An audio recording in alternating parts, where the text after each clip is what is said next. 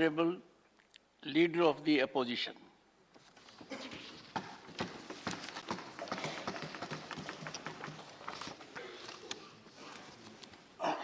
माननीय सभापति जी,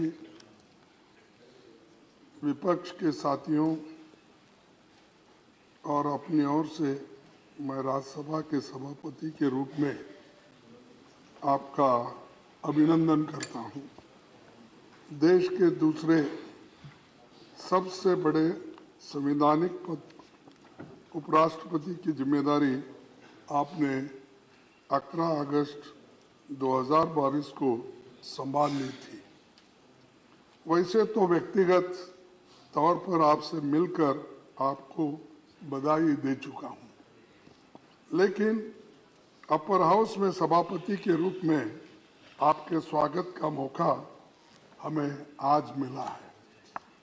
प्रधानमंत्री जी ने आपके कामकाज के बारे में और व्यक्तित्व के बारे में बहुत कुछ हमें बताए और बहुत कुछ रोशनी उन्होंने डाली। मैं वो फिर से दोहराना नहीं चाहता। मैं एक जरूर कहना चाहता हूं कि अपर हाउस के संरक्षक के रूप में आपकी भूमिका बाकी भूमिकाओं से बहुत बड़ी है।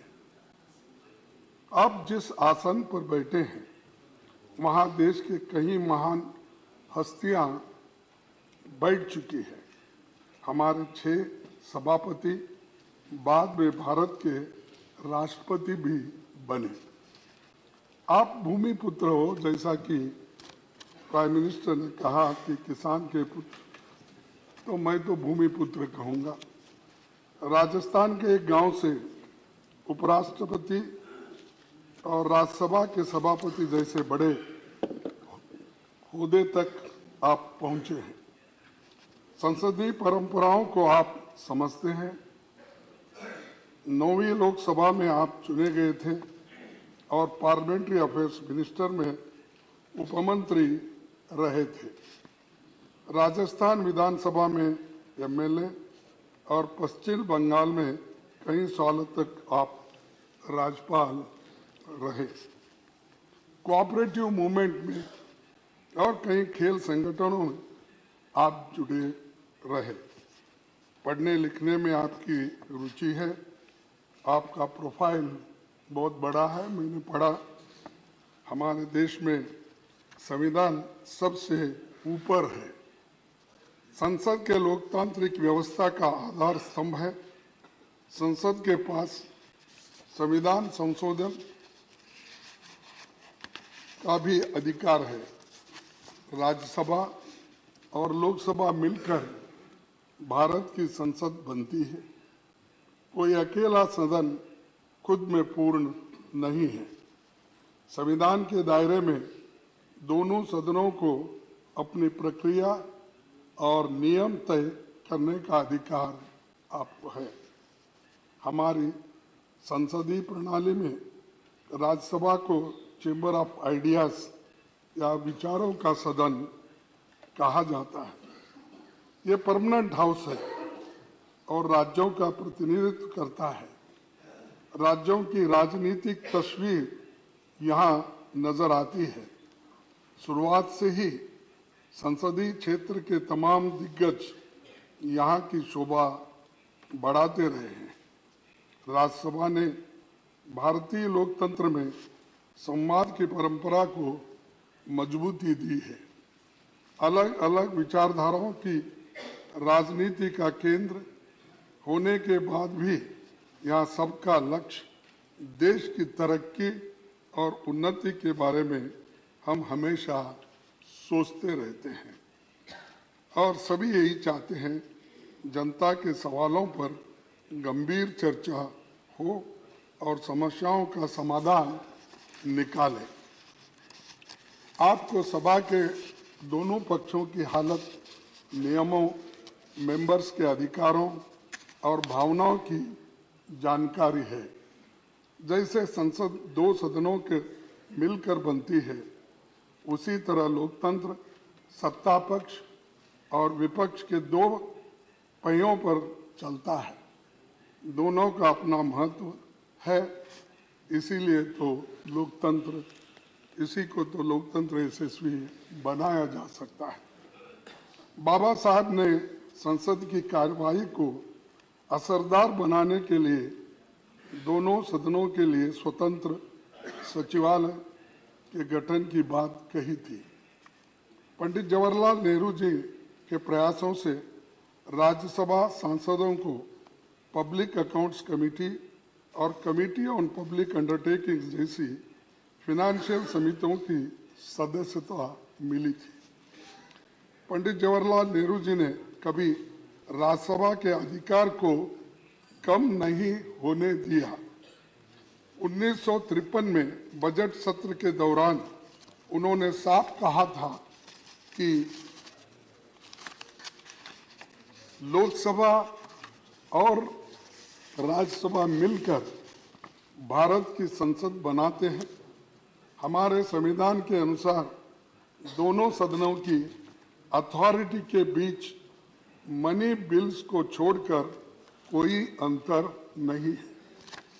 आज जब मैं ये बातें कह रहा हूं तो हमें बहुत कुछ बातें याद आ रही हैं।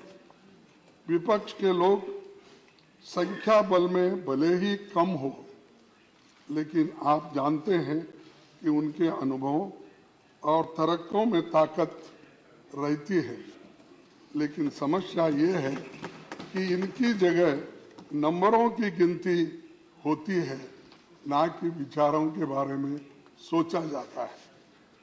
एक दूसरी दिक्कत ये भी है कि हाउस की सिटिंग्स कम होने के कारण जनता के मुद्दों पर चर्चा के लिए उचित समय नहीं मिल पाता।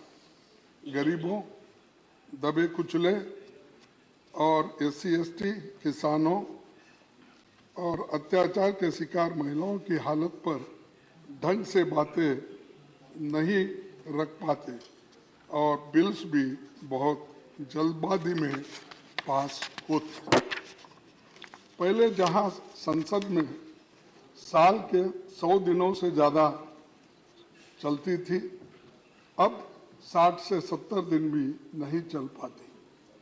लेकिन हमारी आबादी, अपेक्षाएं और समस्याएं बड़ी है। पिछले एक दशक का आंकड़ा देखें तो 2012 में संसद की सबसे ज़्यादा 74 सिटिंग्स हुई थी। इसके बाद 2016 में 72 सिटिंग्स हुई।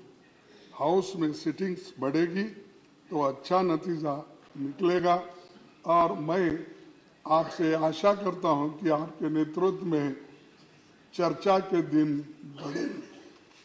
सभापति जी, आप तो कानून के जानकार हैं।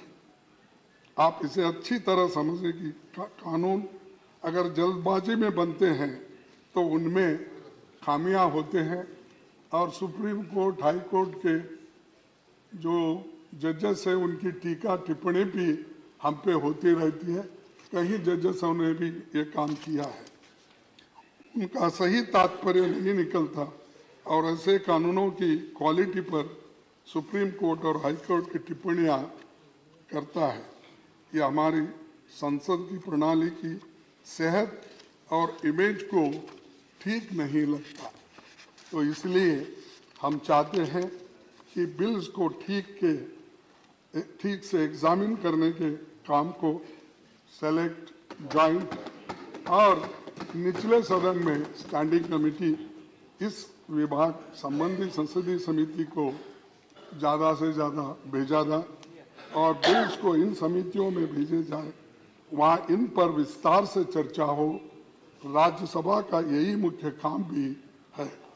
मैं इस संदर्भ में 13 मई 1952 में हुई राज्यसभा की पहली बैठक में सभापति डॉक्टर राधाकृष्णन जी की कही इस बात को जिक्र करना चाहूँगा। उन्होंने कहा था, हमें इस देश की जनता के लिए ये बात न्यायोचित ठहराने के लिए पूरी ताकत के साथ जुट जाना चाहिए कि जल्दबाजी में पारित किए जाने वाले कानून पर रोक लगाने के लिए सेकंड चेंबर की ज़रूरत है। इसीलिए इसके अध्यक्ष भी अब आप ये सेकंड चेंबर के बने। इस मौके पर बहुत कुछ कहा जा सकता है, लेकिन मैंने कुछ बातें रखी है। उम्मीद करता हूं कि आप हमारी भावनाओं को समझेंगे। विपक्ष की ओर से हम यही कहना चाहेंगे कि आपको हम अपनी ओर से पूरा सहयोग देंगे। और मैं एक बात मैं कहना चाहता हूँ, वो बात जरा खटक रही मुझे, क्योंकि जब कोई हमारे अपोजिशन के लोग मिलते हैं, हमारे पार्टी के लोग मिलते हैं, तो लास्ट यहाँ पर सदन में मैं कुछ एक शेर बोला था, शायरी बोली थी, उसके ऊपर ज़्यादा से ज़्यादा आप ध्यान देकर मुझे क्यों ऐसा कहे ये बात आपने बार बार कहा है, लेकिन मैं ये दोहराऊंगा कि इसको भी आप बुरा नहीं मानना चाहिए, क्योंकि ये सदन का है। मेरे बारे में कोई राय मत बनाना गालिब, मेरे बारे में कोई राय मत बनाना गालिब, मेरा वक्त भी बदलेगा, तेरी राय भी बदलेगी। तो ये कहते हुए मैं आपको धन्यवाद देता हूं, और ये सदन बहुत सुरक्षित चलेगा और हम पूरी कोशिश करेंगे हर बात पर आपको सहकार देने के लिए। धन्यवाद।